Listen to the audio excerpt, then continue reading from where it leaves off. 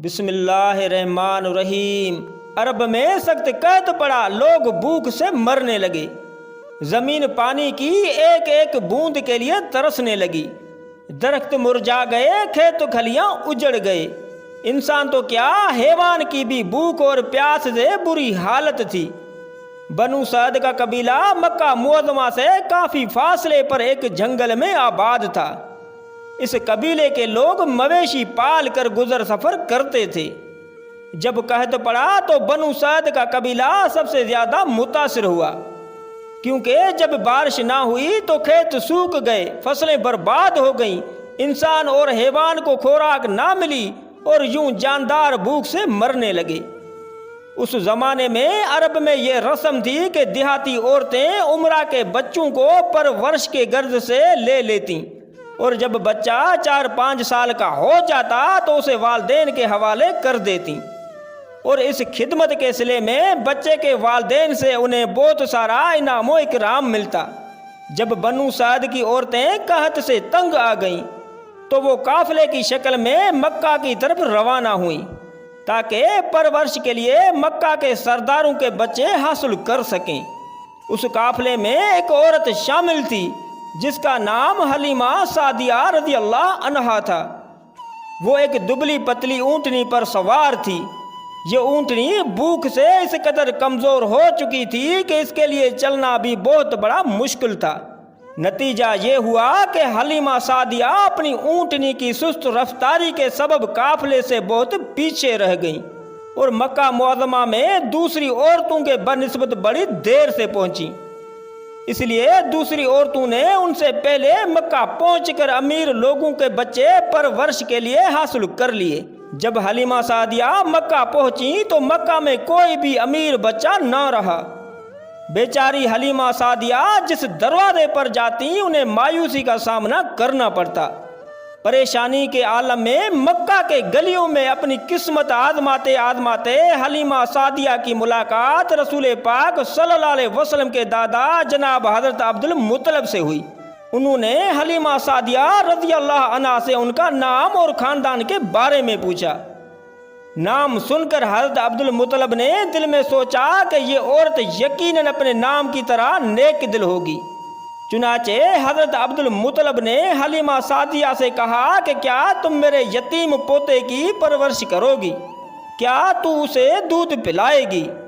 حلیمہ سعدیہ رضی اللہ عنہا نے عرض کی، حضور کیوں نہیں، آپ اپنا پوتا میرے حوالے کریں، میں اس کی بہترین پرورش کروں گی۔ حضرت عبد المطلب بڑے خوش ہوئے، کیونکہ انہوں نے ان سے پہلے کئی عورتوں کو اپنے پوتے کی پرورش کی ذمہ داری سونپنی چاہی، تو انہوں نے اس خیال سے صاف انکار کر دیا کہ بچہ یتیم ہے، شاید انہیں اپنی خدمت کا صحیح معاوضہ نہ ملے۔ چنانچہ حضرت عبد المطلب حلیمہ سعدیہ رضی اللہ عنہا کو اپنے گھر لے گئے، اور ایک بہت خوبصورت بچے کو جو اس وقت سو رہا تھا پرورش کی غرض سے حلیمہ سعدیہ رضی اللہ عنہا کے حوالے کیا۔ جب حلیمہ سعدیہ رضی اللہ عنہا اس بچے کو لینے کے لیے آگے بڑھی تو انہیں محسوس ہوا کہ جیسے اچانک کمرے میں ایک نور سا پھیل گیا ہو۔ وہ بچے کی خوبصورتی دیکھ کر دنگ رہ گئی۔ حلیمہ سعدیہ رضی اللہ عنہا نے جیسے ہی بچے کو گود میں اٹھایا تو اس نے مسکرا کر آنکھیں کھول دیں۔ حلیمہ سعدیہ رضی اللہ عنہا نے بچے کی پیشانی پر پیار کیا اور اسے سینے سے لگایا، پھر وہ بچے کو ساتھ لے کر اپنے قبیلے لوٹ آئیں۔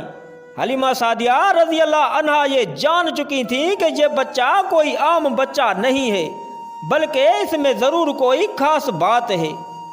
چنانچہ انہوں نے اس بات کی ذرا بھی پرواہ نہ کی کہ یہ بچہ یتیم ہے اور اس کی پرورش کا مناسب معاوضہ نہیں ملے گا۔